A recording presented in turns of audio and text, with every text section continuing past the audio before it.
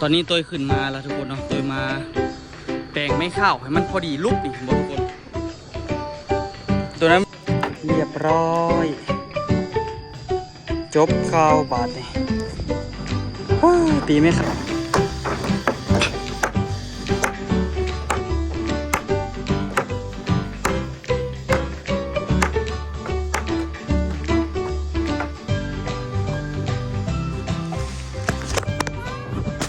สบายดีทุกคนสบายดีตอนเช้าเด้อเช้ามื้อนี้นี่ค่ะสิได้มาเริ่มขึ้นหลังคาคือเก่านะทุกคนเนาะกะเมื่อวานนี่ก็เฮ็ดได้เครื่องมือแล้วฝนตกหนักก็เลยพากันหยุดเลยมื้อนี้ก็เลยว่าสิมาพากันสืบต่อเนาะแต่ว่าเพิ่นก็สิได้ค่อยๆขึ้นไปจัดแจงไม้ไว้คือสิบ่ตอกเทื่อท่าเจ้ามาก่อนล่ะจะพาเฮ็ด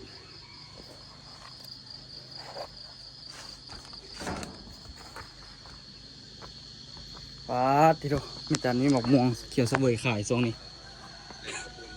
ลึกหมักหลาย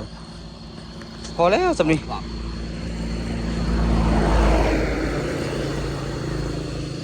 พอกินเยอะนี่โอ้ยอุ่นบดแซมมาได้เลยตัวเรื่องนี่ตัวขึ้นมาแล้วทุกคนเนาะตัวมาแปลงไม่ข้าวให้มันพอดีลุกดิบอกทุกคนตัวนั้นมันสีสวดออกไปแน่กับยามันตัดเอาเนาะ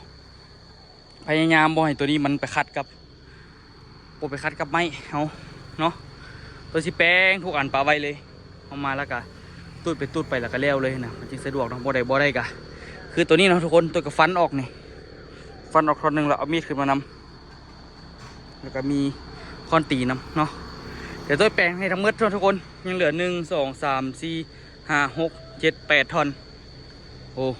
เติมหนึ่งอยู่เนาะหากว่าได้2 ท่อนเฮ็ดอยู่เทิงนี่ก็ไปกับบ่ได้ถ่ายคลิปเลยทุกคนเอ้ยเอาชีวิตตัวเองรอดกันยังยากละที่ได้ถ่ายคลิปบ่ได้ถ่ายเลยไปว่าบึงสภาพที่ถ่ายคลิปกันยุ่งยากโอ้ยถ่ายคลิปดีบ่จบแท้ตอกเนี่ยทุกคนเนาะเอาชีวิตตัวเองให้มันรอดก่อนตอนนี้เรื่อยๆทุกคนหากว่าได้ท่อนที่3เนาะมื้อนี้นี่ก็ขาดว่าน่าจะแล้วเบิดอยู่ตัวตอกไม้ข่าวเนี่ยแล้วก็สิได้ตอกไม้ข่าวที่จะใส่ไม้เซอร่าแล้วก็ใส่ไม้เซอร่าก่อนทุกคนให้มันแล้วก่อนเนาะก็จึงเว้าเรื่องไม้เซอร่าแล้วก็อลูซิงแล้วก็จบเลยทุกคนวันนี้เดี๋ยวจะให้พ่อต้นตาลมาต่อไปทางหน้าให้3 เมตรเนาะแล้วก็ต่อไปทางหน้า3 เมตรแล้วก็เฮาก็สิได้ก่อสิได้เฮ็ดทั้งลุมให้มันแล้วนะทุกคนตัดหลังคาแล้วก็ถือว่าโอ้ตัดหลังคาแล้วนี่อยากว่า 75% อยู่เด้อนี่คันแล้วหมดนี่เดี๋ยวไปเต็มที่ทุกคนตัวก็ยังไม่ได้กินข้าวเศร้าปะนี่บรรยากาศขึ้นหลังคานี่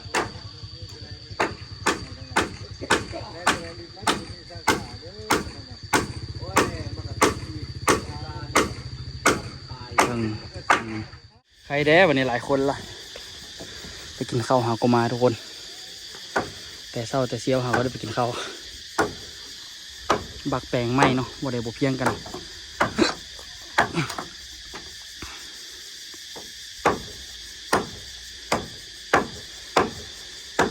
ไปบักลงบ่ได้บ่เพียงแล้วก็ไม่ตอก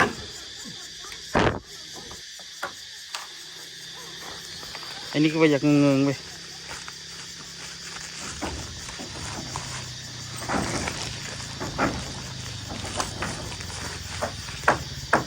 บ่ถึงเท่านี้ซอยก็ได้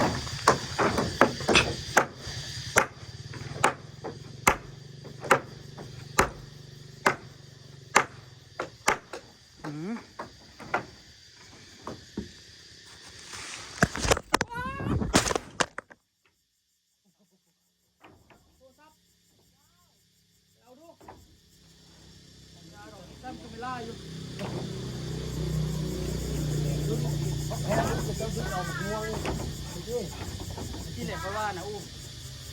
แต่ถ้าเองบ่ได้บอกแล้วใช่เขาจะได้คลิปนี่สิเด้อตีนเจ้าดิโอ้ก็ท่าให้อีกได้นี่นะนี่อันนี้แตกจะโดนหรือโบแตกหน้าจอนี่หน้าจอนี่แตกจะโดนหรือโบแตก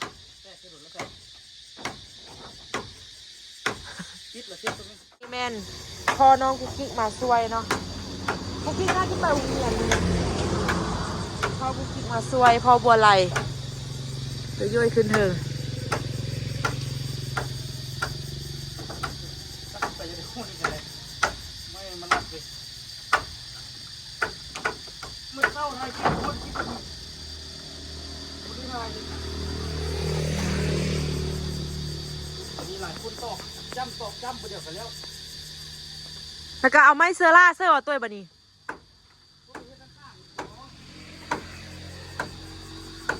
เฮ็ดไม่เข้าข้างก่อนมันจะได้ดูไม่ใช่ยังไง หลายขั้นตอนเนาะ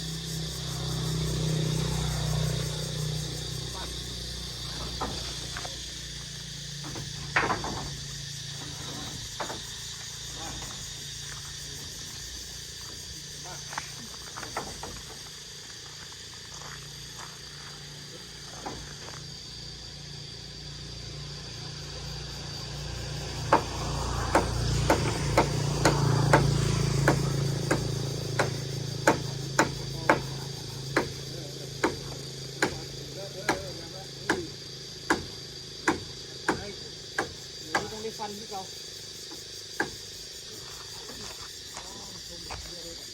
ฟันในเดียวแล้วฟันตายแล้วนี่ มะม่วงทุกคน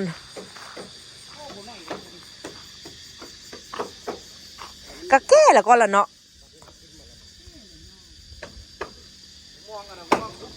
มะม่วงเขี้ยวเสวยนะเคยเดี๋ยวจะเอาเมื่อกินเด้อบอกสุกแล้วมะม่วงเขี้ยวเสวยน่ะมันกรอบๆแล้วฮะจับอันเดียวนี่วะ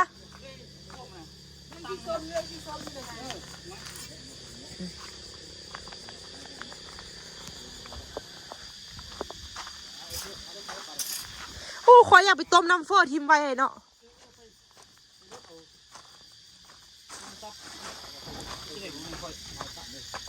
แค่เดินนี่ อันนี้โยนให้ค่อย โว้ บางกล้องก่อนหรือโยนมาเลยว่าเป็นอย่างดอกโอ้ไหลไปได้เลยวะ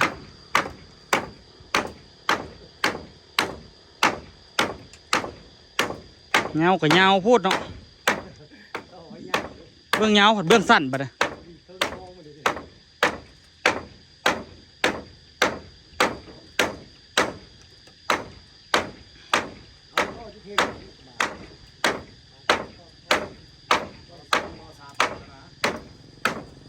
สีแล้วนี่ทุกคนเนาะวางไม่เข้าแล้วก็ตัดแล้วก็จบวะนี่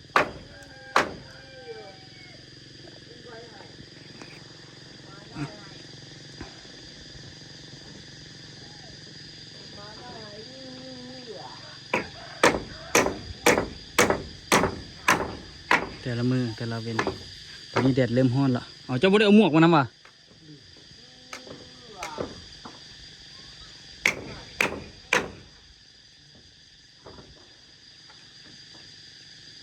อย่าเนี้ยแหละ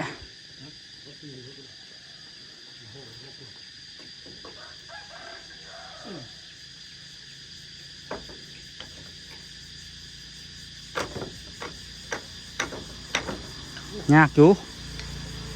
หักได้บ่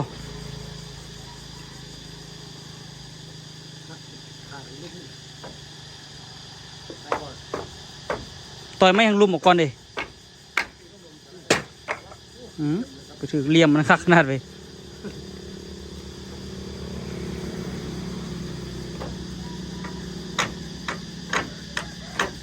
สิออกแล้วจบต่อกันทุกคนเด้อทุกคนตอนนี้นี่ก็ใกล้ละใกล้เต็มทีละตอกอันนี้แล้วก็อีก2 อันแล้วก็ถือว่าจบทุกคนตอกข่าวนี่เนาะแล้วตัวนี้เราสิเฮ็ดอันนั้นก่อนนั่นบ่ฮะใส่เห็นไหมเกี่ยมใส่เสื้อล่าเนาะโอ้คันว่าเขาเฮ็ดจริงจังแท้ๆนี่ คันว่ามีจัก4คนนี่หามือแล้วเนาะเฮ็ดอันนี้แท้ก็คันว่าเฮ็ดจริงจังมีจัก4คนหรือว่า3คนก็ได้ในขี่ไล่ไงแบบนี้ต้อง3คนเพราะว่าผู้หนึงจับกลางจับส่วนจับหนึ่งมันกว้างมันคนละแบบว่าอยู่แจ่สุดอยู่กลางแล้วก็อยู่ขอบสุดเนาะโอ้เขาได้เอาเฮ็ดจริงจังนี่คือว่าเลี้ยวไวได้นี่เขายากนำคนเขาหน่อยแล้วเขาย่างไปย่างมาเนาะเมื่อยอีกเสียพลังงานหลายอีก เสียพลังงานน้ำไตย่างไปย่างมานี่แหละอันนี้นี่ก็ใกล้ละทุกคนโอ้ไม่นี่เล็กนี่แงงอยู่เดี๋ยวที่แปลงก่อนเต็มที่หลังให้นะเคยไปตัดไม้ตัวนั้นมันยาวพูด ไม่ว่าสนามปิดตูดไปลูกตูดไป เห็ดมอนไม่ต่อนะทุกคนตัดออก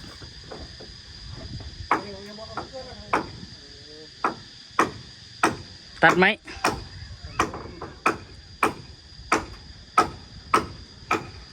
ใกล้ละทุกคนใกล้เสียนความจริงละข้อเสียของการต่อไว้แต่ลุมเป็นโปรเทียนบัดนี้ ให้มันเลื่อยทางนั้นก็ได้ตัดโอ้ถึกเพียกซะบัดนี้ จับไปเลย โอเคโอเค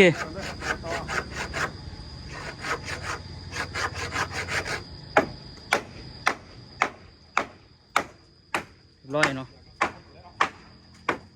เรียบร้อยจบข่าวบาทนี่ตีไม่ข่าวเรียบร้อยแล้วทุกคนมีแต่ยังซีได้ตัดเพิ่มเท่านี้เนี่ยตัดเรียบร้อยแล้วเนาะละเอียดยิบติดเสาไฟฟ้าเลยแต่ว่าหม่องเสาไฟฟ้าเนี่ยเขาซีได้ตัดหลังคาตัดอย่างจำเป็นแล้วเนาะเอาอันนั้นมาอูเห็ดเบิ่ง ขอยานเจ้าบุอิ่ม ไปใกล้ดู ขอยานเจ้าบุอิ่มกับพ่อบุอิ่มพวกนักเคยบุอิ่มนักเคยไรที่จริงนักเคยจะเป็นคนกินง่ายเลยตอนยังน้อยไปหน้านำกันนี่กินข้าวกับดีโด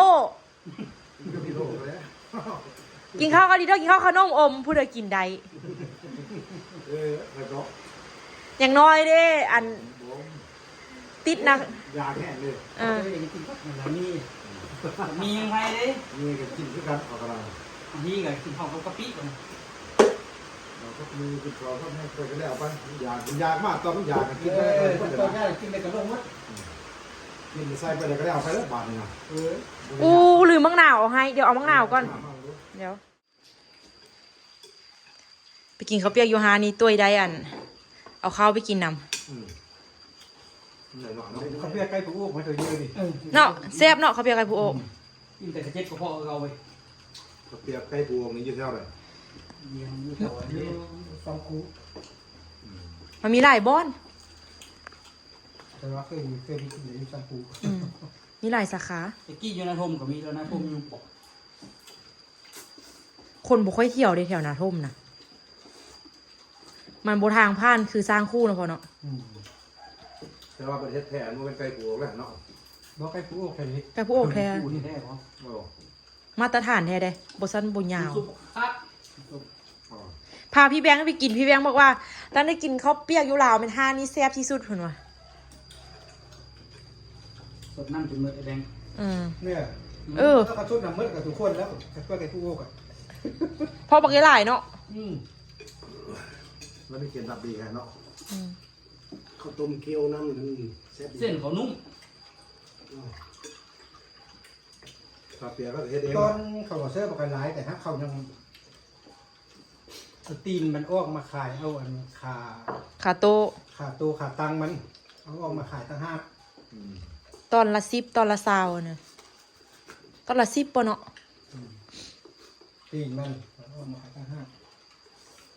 แล้วเคยกินเผ็ดได้แล้ววะฮะกินบริได้บริได้เขาซ้ำเลยแล้วเผ็ดซ้ำเลยแล้วตะกี้แห้งกินเผ็ดบ่ได้เลย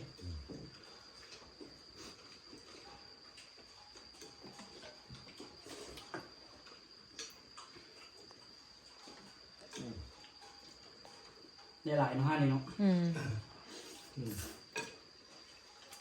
เธอ ย40,000เนาะพอกินอยู่เนาะ หาที่บ้านก็เป็นตาสูอยู่ เฮากินกับเขาต้อยเขากินกับเจ้าถ้วยเยอะๆจะทำไปกินเฟอร์เจร้านถ้วยเท่าใดก่อเป็นแสนว่ะ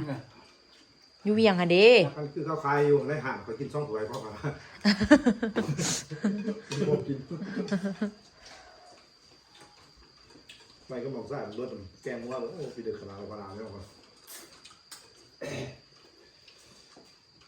ไอโอนกับมักเฟอร์เนาะ บางคนเขาอันสมมุติว่าไป4คนเดี๋ยวสร้าง5ด้วยนะผู้นึงยอมด้วยน่ะ อืม สร้างหมูสร้างเพื่อหมูตัวเคยนึง อืม กินไปกินมาบ้ามันคือเห็นมาเนี่ยคือเห็นมาเนี่ยกินซะเยอะไม่ได้มันไปกิน2ด้วย น่าอายอะวะ หายสั่งซอ ภาษาพอใส่ได้บ่ตัว กินอันนี้มันก็บ่ใส่เข้าก็ได้ อันนี้ได้หลายกว่านี้ เอาปกยานบ่อิ่มเนาะ ลายนั่นบ่ทาใส่หรอ กินอยู่ห้านข่อยก็ยอมเลย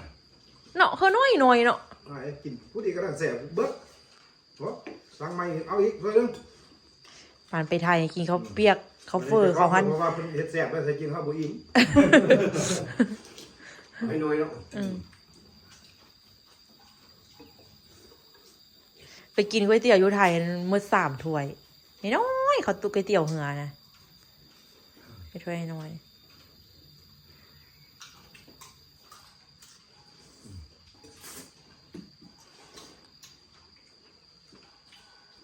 เขาแล้วเราก็ลงสนามเลยทุกคนเนาะมื้อนี้นี่ก็พยายามไปเรื่อยๆบ่ฮู้ว่าสิไปสุดได้ส่ำใดสิได้ไปฮอดไสเนาะทุกคน แต่ว่าตอนนี้ตัวกลับมาเป็นลูกมืออยู่ลุมพี่ทุกคนเรื่อยๆสิพยายามใส่แว่นและสิพยายามบ่เอาเสื้อตัวเองเช็ดตาเนาะทุกคนยานมันขี้เหนียขี้ฝุ่นเข้าตาอีกเวนขนาดเด้สิหาทิชชู่ติดตัวหาผ้าสะอาดติดตัวเนาะเอาไว้แบบไว้เช็ดหน้าเนาะเอาไม้นี่ขึ้นแม่นบ่เดี๋ยวตัวเอาไม้นี่ขึ้นแล้วให้เราขีดแล้วตัวต้องได้ตัดไม้ยีรุมนี่เพิ่นโอ้หนักไปไม้นี่ไม่แค้นนี่เนาะแค้นบ่เจ้าว่ะอึ๊บ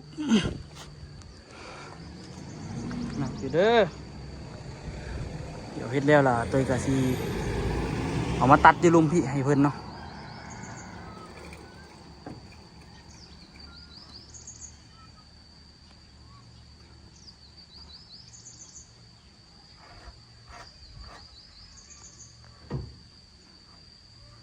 เฮ็ดไม่ใจใส่ทุกคนเพิ่มความแข็งแกร่งเนาะเดี๋ยวสิได้เฮ็ดต่อไม่เซล่านี่เด้อทุกคนมื้อนี้หน่วยตัดก็ตัดจิลุมพี่แทกแล้วก็ตัดแทกแล้วก็ตัดเพิ่งก็ตอกแบ่งกันได้ทุกคนอันนี้มันหลายเวียกหลายงานเนาะมันต้องได้สวยๆกันโอ้เป็นตาไม่บนกันเลย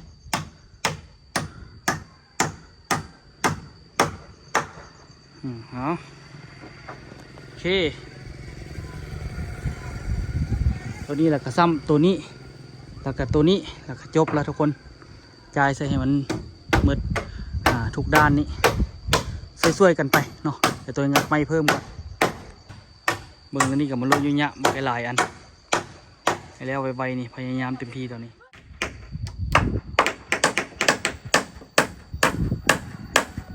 หน่วยซัพพอร์ตยีลุมหน่วยยืนไม่ตัดไม่ยีลุมยืนไม่บนตอกจะต้องได้ตัด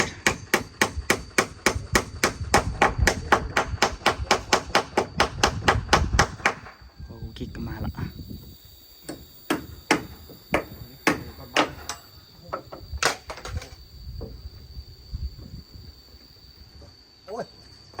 รูปมือเก็บได้เล็กๆอ่ะนั่งงาน เด้เจ้าลินทายากโคตรไม่อุตส่าห์เฮ็ดบทเยียบเราเป็นง่อยเรื่องหมดเลย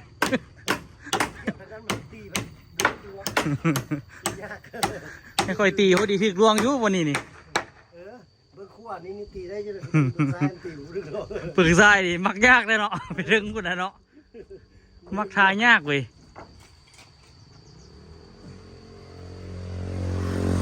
ปื้ดนะทุกคนเนาะตรงนี้ฝนกาหากตกแล้วพอดีต้องไปกินข้าวพอดีฝนตกมาหน่อยนึง ปูหูมันสิมาอีกบ่แต่ก็ขออย่าให้มันมาเถอะคำมันจึงมาประเดียวแต่ขอให้มืดแบบนี้แหละ เฮ็ดเรียกเย็นสบายดีเอาเป็นเซอร่าล่ะเอาเล็กอันนั้นประกบอีกคุณหมอ กันโดนได้ซากตัวแต่ว่าเดี๋ยวเราซื้อ อืม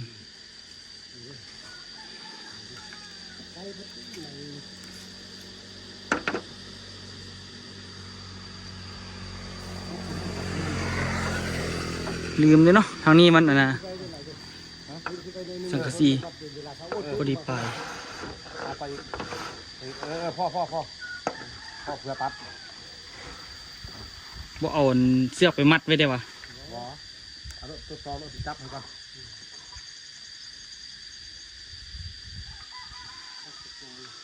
เรื่องนี้นี่งานอันนั้นบูชาเลยขึ้นสูงเนาะ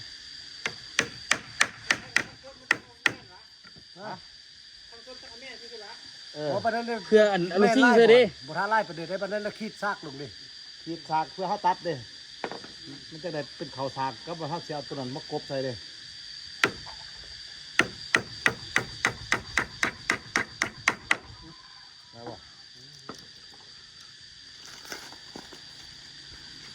แต่ย่านหลุดมือเนาะ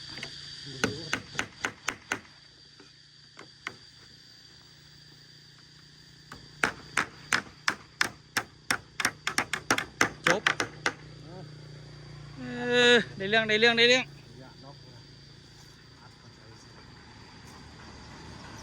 สียวให้หนึ่ง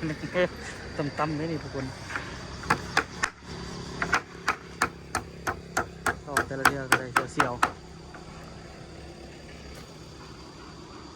อิดโครงหลังคา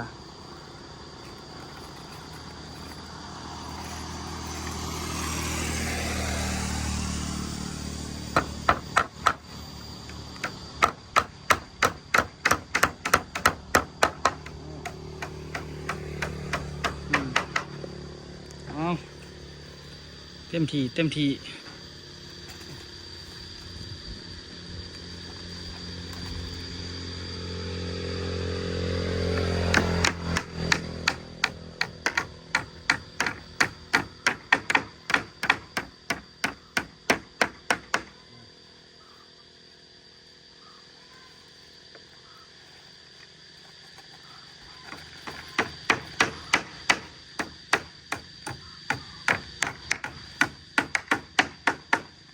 เอาไปส่งกับคืนบ่ว่าแผ่นน่ะนะ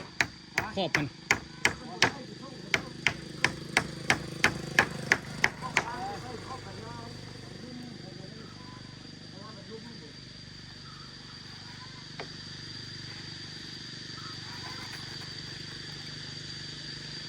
ส่งกับคืนก็ดีก็หมดเงินหลายเติบก่อน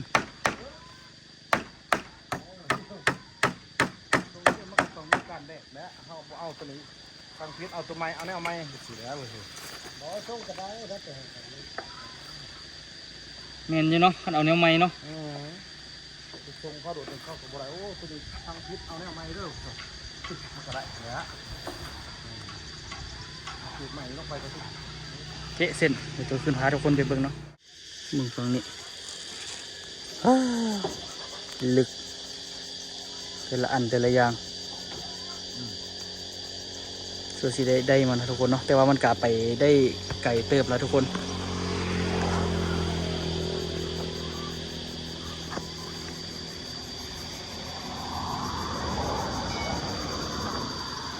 ตอกอันนี้แล้วก็ใส่ข้างรวมนี่แล้วก็อลูซิงใส่แล้วก็เกี่ยมสีแล้วได้นี่ทุกคน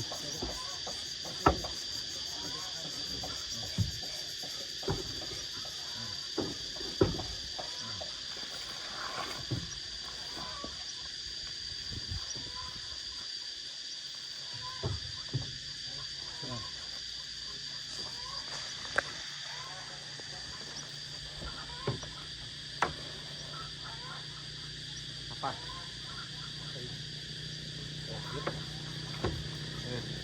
เอา นะนวง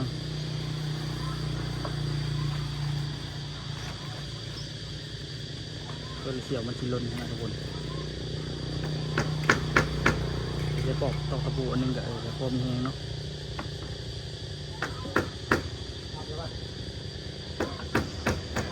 เ บิ่งก็ยากขนาดนี้นี่ ได้ป่ะ ยากเกิดมืออยู่เฮ็ดแบบนี้ก็ได้ ได้ให้เราได้ดิ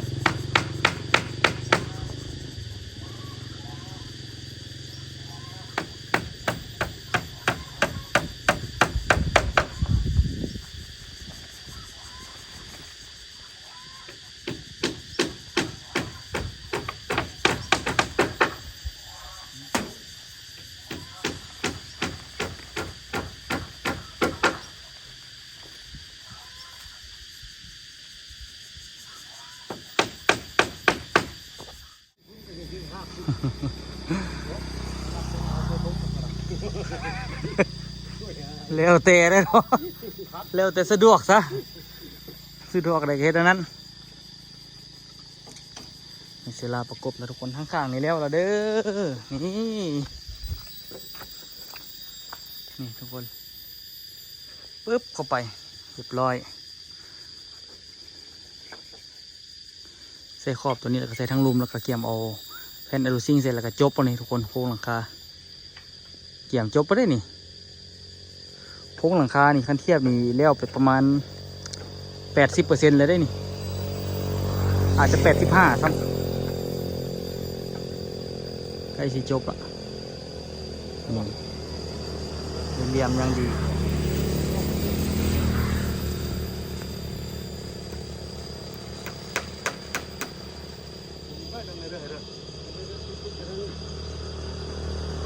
ดีแล้วเด้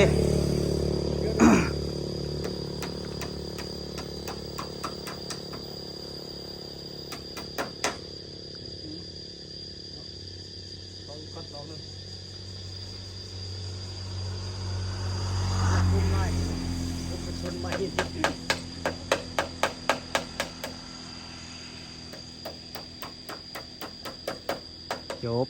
ข่าว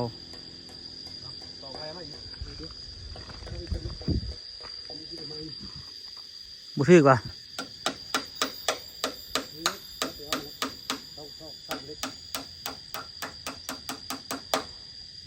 อ้าว ไหนมาไหนมาเลย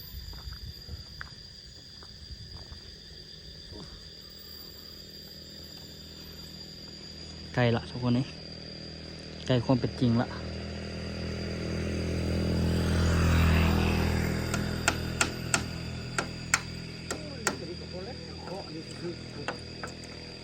กงรถว่ะ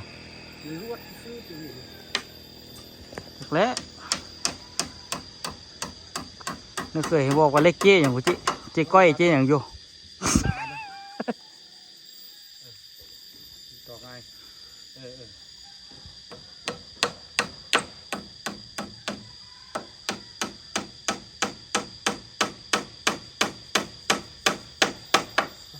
ปลาได้ปลาได้ เด้อทุกคนอยู่ถึงหัวเลยตอนนี้นี่ก็เอาซ้ำนี่แล้วก็คือสิได้โจะก่อนนะเพราะว่าอันนี้นี่ยังบ่ทันใส่อะลูซิ่งมาแล้วจึงได้ตอกน้ำหลังอันนี้ตอกท้ายๆนี่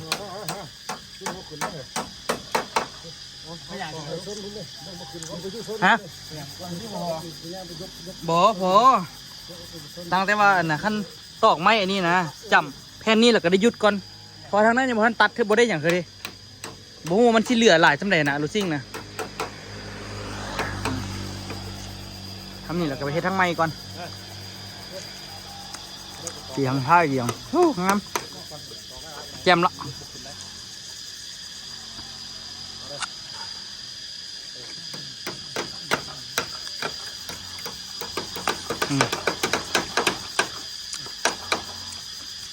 ไปแล้วเด้อทุกคน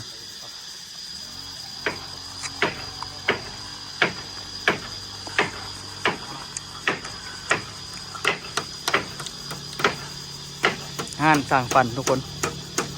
อันบ่มีห้านนี่กับบ่ฮู้สิจังได๋คิดว่าห้านนี่สิพาเจริญได้หาเบิ่งเนาะ บ้านลงมาด้วยลงก่อนที่ใส่เลยเสร็จนี่ตายนี่ตายทำโทษกันดีนะนี่ยาเดี๋ยวนี่โอ้ย ลงรุมดีกว่าเนาะ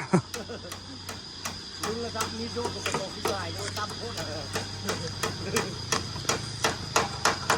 ทุกคนเนาะเดี๋ยวเอาไว้เจอกันคลิปหน้าทุกคนเนาะมาฮอดจุดนี้นี่เดี๋ยวขอตัวลาทุกคนไปก่อนฝากทุกคนติดตามเรื่อยๆเลยทุกคนเด้อเอากันเต็มที่นะทุกคนเต็มที่นี่เราวันนี้ไว้เจอกันคลิปหน้าทุกคนบ๊ายบายขอขอบใจทุกคนที่เบิ่งเป็นกำลังใจให้จะอยู่ตลอดเด้อ